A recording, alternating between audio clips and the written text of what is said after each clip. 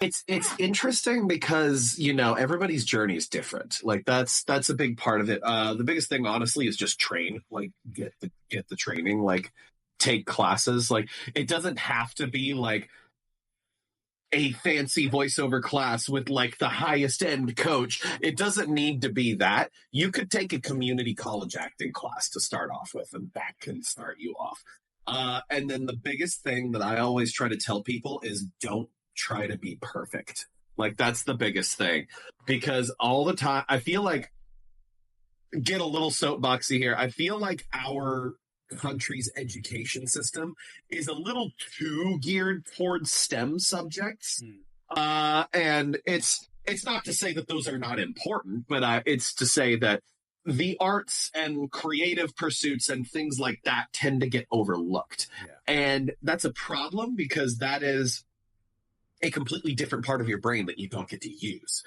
So, because the thing is every time, because I do coaching, and every time if I'm working with somebody who's never tried this before, the first instinct they have when they see a script is they look at it like it's an equation that they need to solve. They're like, oh, I need to emphasize this word. I need to put a pause here. I need to speed up here. I need to slow down here. And they're spending all their time trying to do everything perfect. But acting is about being human. Humans are imperfect. So if you're trying to do it perfect, you're already doing it wrong. You know, it's not about doing it right. It's about being like bringing your voice, bringing your expression, stuff like that.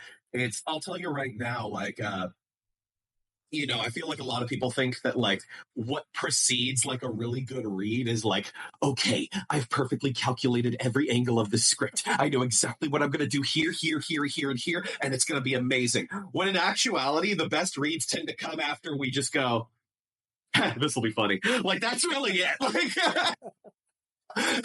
Like when you've given up, like when you're just like over it and you're just like, oh, just do this, I guess, really quickly, and then you book it. Like the amount of rush auditions I've booked and have gone, what? Are you joking? Because I do.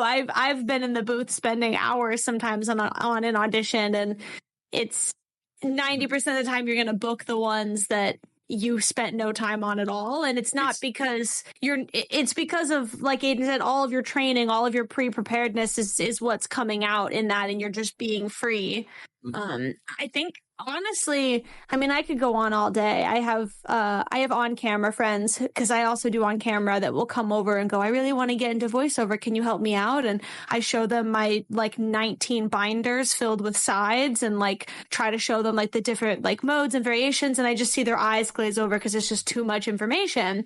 And in reality, the answer is what Aiden said. It's learn how to act first, because no matter what medium or what genre or what age range it is, like that's what's going to be seen, and you can hear the difference. I mean, if you ever go on the side of casting and you open up 10 MP3s of the same file, you can tell right away who's in it and who's not in it, regardless of how amazing the voice sounds. And that's always been weird for me, because I started doing voiceover and on camera at the same time. Like when I was 5, it just was, my manager just put me, I had a rasp as a kid, and she put me in the booth, and I was doing the on camera thing at the same time. And so I learned at the same time how to do it. And so I find myself in front of the camera, not in front of the camera, in front of the mic, not in front of the mic, acting the exact same way, which can get weird